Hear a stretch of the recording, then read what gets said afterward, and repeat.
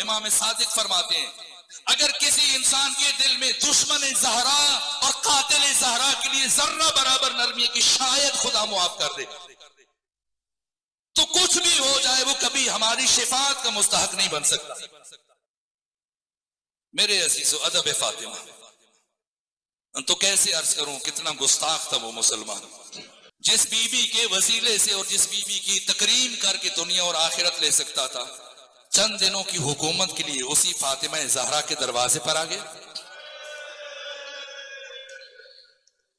امام حسن سے بھی تو حکومت طلب کی گئی تھی، دے دی تھی، کیا حکومت کی بات ہے؟ اگر آتے بات کرتے، لیکن جو انداز اختیار کیا گیا، کیا کیا گیا آپ جانتے ہیں۔ پہلے تو غلام آیا، پھر اس کے بعد ایک جتھے کو بھیجا، اور اس کے بعد تیسرے مرحلے میں وہ شخص خود آیا، شیخ عباس قمی۔ لوگ حوالے پوچھتے ہیں اس لیے حوالہ عرض کر رہا ہوں۔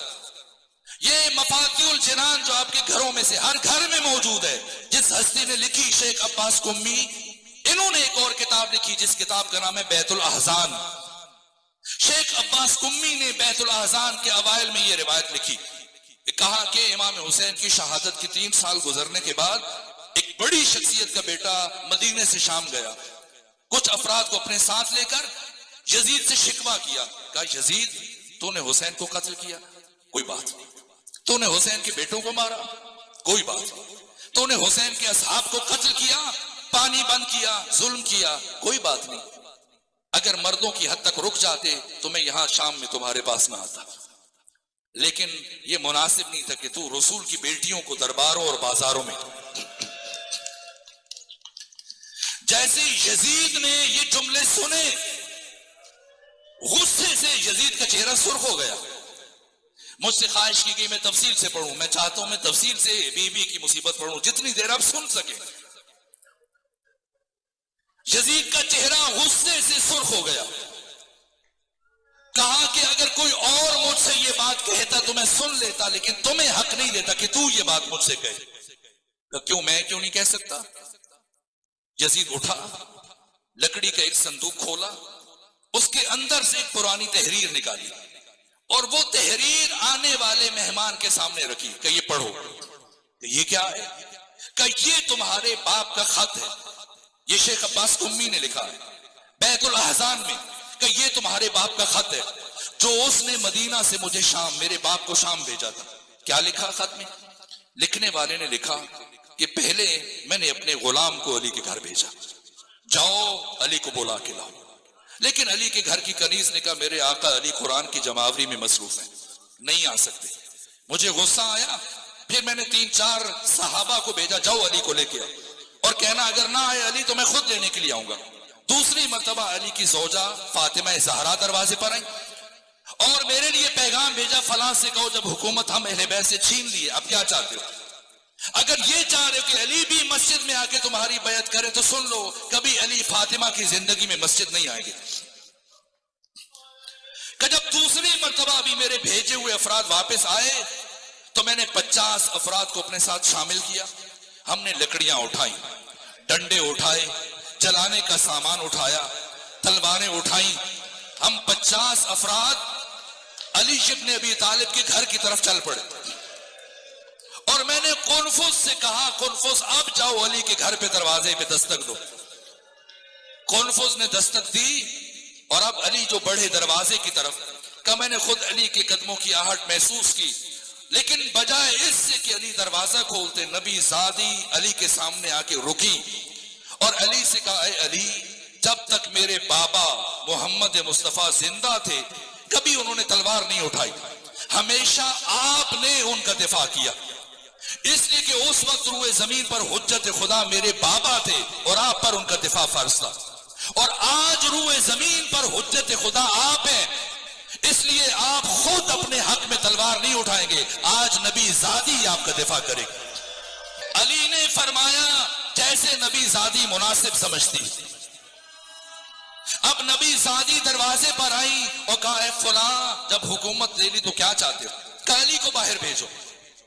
خط لکھنے والے نے لکھا علی کو باہر بھیجے ورنہ ہم اس دروازے کو جلا دیں گے۔ کہ فاطمہ زہرا کے دروازے کو جلاؤ گے؟ جہاں تمہارا نبی کھڑے ہو کر قرآن پڑھتا تھا، درود پڑھتا تھا، سلام پڑھتا تھا، اجازت لے کے اندر آتا تھا، اس دروازے کو جلاؤ گے؟ کہاں جلائیں گے؟ جلائیں گے اور پرواہ نہیں کریں گے۔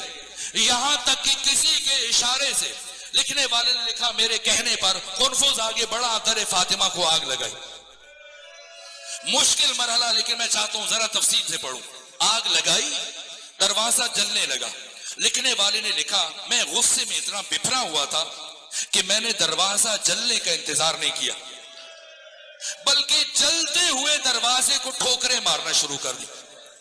اب اٹھائیں زیارت ناہیہ، کیا جملے ہیں امام زمانہ کے۔ کچھ دیر کے بعد ان ٹھوکروں کے نتیجے میں وہ دروازہ گرا، لیکن کیا وہ دروازہ زمین پر گرا؟ اے کاش زمین پر گر گیا ہوتا، لیکن میں کیسے عرض کروں فاطمہ زہرا کے آخری فرزند سکتے ہیں کہ آج نبی زادی کی کچھ مظلومیت میں تفصیل سے بیان کروں۔ امام زمانہ فرماتے میں اس لمحے کو کبھی نہیں بھلا سکتا جب میری دادی فاطمہ زہرا جلتے ہوئے دروازے اور دیوار کے درمیان پس گئی اور دروازے کی کیل میری دادی فاطمہ کے بازو سے پار ہو گئی۔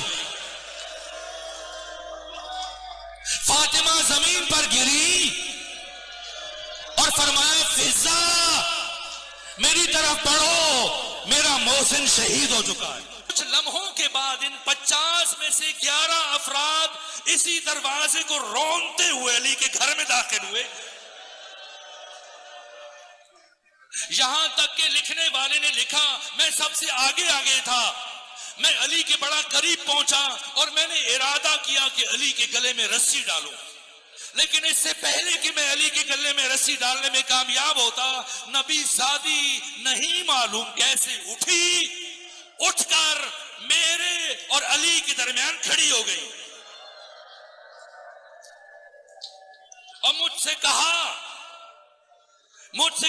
اے فلاں تو کبھی فاطمہ زہرا کی زندگی میں علی تک نہیں پہنچ پائے گا، کبھی میری زندگی میں، کبھی فاطمہ کی زندگی میں علی تک نہیں پہنچ پائے گا۔ کہ نبی زادی درمیان سے ہٹ جا ورنہ ایسا ظلم کروں گا کہ تو ہٹنے پر مجبور ہو جائے گی۔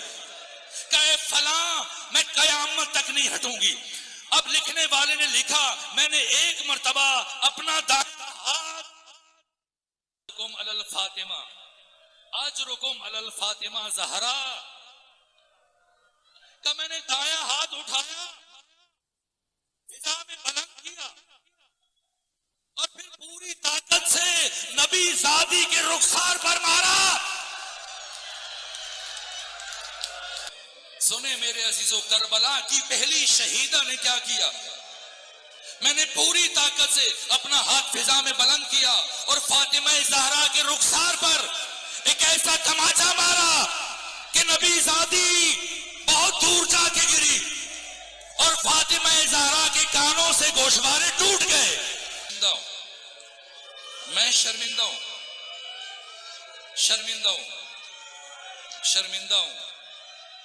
میں زیادہ مصائب نہیں پڑھتا، مجھ سے تحمل نہیں ہوتا مومن کو زیادہ دیر تک زحمت دوں، تکلیف میں رکھوں، گریہ کرے، لیکن آج اجازت دیں کچھ جملے اور عرض کر دوں۔ یہاں تک کہ فاطمہ زہرا گری، دشمن علی کے گلے میں رسی ڈالی اور علی کو کھینچنا شروع کیا اور ابھی علی کے گھر سے باہر نکلے۔ اب سنیں لکھنے والے نے کیا لکھا، پہلے کو بتایا کہ سنو جب علی کے گلے میں رسی ڈالی تو فاطمہ زہرا نے اپنا ہاتھ علی کے دامن میں ڈال دیا، ہم نے پھر علی کو کھینچا، ہم نے سوچا فاطمہ خاتون ہے، زخمی ہے، ذرا زور سے علی کو کھینچیں گے تو نبی زادی کا ہاتھ چھوٹ جائے گا، لیکن اتنی مضبوطی سے نبی زادی نے علی کے دامن کو تھام رکھا تھا۔ جیسے جیسے ہم علی کو کھینچ رہے تھے نبی زادی علی کے ساتھ کھینچتی چلی جا رہی تھی کہ پھر بتا کیسے چھڑوایا کہ بس چھڑوا لیا۔ چھڑوا لیا. کہنا مجھے بتا تو نے کیسے چھڑوایا؟ کہا میں نے اچھے سے سمجھ لیا کہ فاطمہ زہرا نے جس مضبوطی سے علی کے دامن کو تھاما ہے یہ بی بی قیامت تک علی کو نہیں چھوڑے گی. کہا میں نے علی کا دامن چھڑوانے کے لیے دائیں بائیں دیکھنا شروع کیا. میرے قریب کنفس کھڑا تھا, اس کی کمربند میں تازیانہ تھا. میں آگے بڑھا, میں نے آگے بڑھ کر کنفس کے دامن سے وہ تازیانہ نکالا, پھر اسے فضا میں لہرایا, اور فضا میں لہرانے کے بعد اس زور سے نبی زادی کے ہاتھوں پر مارا. ایک مرتبہ نبی زادی کے ہاتھوں سے خون جاری ہوا, فاطمہ کے ہاتھ چھوٹے. ہم علی کو لے کے مسجد پہنچے, علی کو لے کر مسجد پہنچے. سنیں جہاد فاطمہ کیا ہے, سنیں کربلا کی پہلی مجاہدہ کا کردار کیا ہے. ادھر علی پہنچے, پیچھے پیچھے فاطمہ زہرا پہنچی ہے. آپ نے گریہ کیا اور بہت گریہ کیا. فاطمہ آپ سے راضی ہو, سیدہ آپ کی شفاعت فرمائے. پروردگار مجھے اور آپ کو جناب سیدہ کی شفاعت عطا فرمائے. لیکن ایک جملہ سنیں تاکہ سمجھا جا سکے کہ فاطمہ نے بشریت کے لیے کیا کیا ہے. استاد حسین انصاریان تہران حسینیہ ارشاد میں سیدہ کی شہادت پڑھ رہے تھے, شہادت پڑھ دی اور شہادت پڑھنے کے بعد مجلس مکمل ہو گئی. پھر اس شاید آپ نہیں جانتے, اے حسین انصاریان میں ہڈیوں کا ڈاکٹر ہوں. استاد میں ہڈیوں کا ڈاکٹر ہوں. آج آپ نے بتایا فاطمہ زہرا کی پسلیاں ٹوٹ گئی. اے حسین انصاریان میں جانتا ہوں اگر کسی کی ایک پسلی ٹوٹ جائے اس کے لیے سانس لینا مشکل ہو جاتا ہے. میں یہ سوچ رہا ہوں کہ فاطمہ زہرا ان ٹوٹی ہوئی پسلیوں کے ساتھ 75 یا 95 دن کیسے زندہ رہی.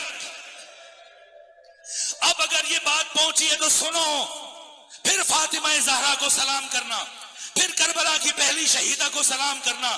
جس حالت میں ایک انسان کے لیے سانس لینا مشکل ہے, اس حالت میں فاطمہ زہرا نے گھر سے مسجد کا سفر شروع کیا. کبھی اٹھتی ہیں, کبھی زمین پر بیٹھ جاتی ہیں, فضا کا سہارا لیتی ہیں, کبھی دیوار کا سہارا لیتی ہیں. ارے کیا ہو گیا فاطمہ زہرا اس حالت میں مسجد کیوں جا رہی ہے؟ اب سنیں, جب فاطمہ زہرا مسجد پہنچی کیا حال ہے. علی ابن ابی طالب کے گلے میں رسی ہے, کچھ افراد کرسیوں پر بیٹھے ہیں, کچھ کھڑے ہیں, علی زمین پر بیٹھے. ایک شخص کے ہاتھ میں تلوار ہے, علی سے مطالبہ کر رہے, علی بیعت کرو ورنہ قتل کر دوں گا. علی فرمانے قیامت تک تمہاری بیعت نہیں کروں گا. ایسے میں نبی زادی پہنچی. کیوں اس حال میں فاطمہ زہرا پہنچی؟ پہچانے محافظہ ولایت کو, پہچانیے محافظہ ولایت کو. فاطمہ جانتی تھی علی قیامت تک بیعت نہیں کریں گے, اور اگر علی بیعت نہیں کریں گے علی کو شہید کر دیا جائے گا. علی کی زندگی کو بچانے کے لیے, امام اور ولی خدا کی حیات کو بچانے کے لیے اس حال میں فاطمہ زہرا مسجد پہنچی. اور جیسے علی ابن ابی طالب کو اس حال میں دیکھا, اب اپنے بابا محمد مصطفیٰ کی قبر کی طرف بڑھی اور امتیوں کی طرف رخ کر کے کہا کہ تم علی سے بیعت لو, میں ابھی اپنے بابا کی قبر پر جا کر اپنے سر سے ردا ہٹا کر اپنے بال کھول کر تمہارے لیے بددعا کروں گی, تمہارے لیے بددعا کروں گی. جیسے سلمان فارسی کہتے ہیں, جیسے سیدہ کی زبان سے یہ کلمات جاری ہوئے, میں نے مسجد نبوی کی دیواروں کو بلند ہوتے ہوئے دیکھا. اتنی بلند کے درمیانے قد کوئی فرد دیوار کے نیچے سے گزر سکتا ہے. جیسی فاطمہ کی کلمات بلند ہوئے, علی کی آواز آئی, سلمان جاؤ فاطمہ کو روکو, امت کے حق میں بددعا نہ کرے.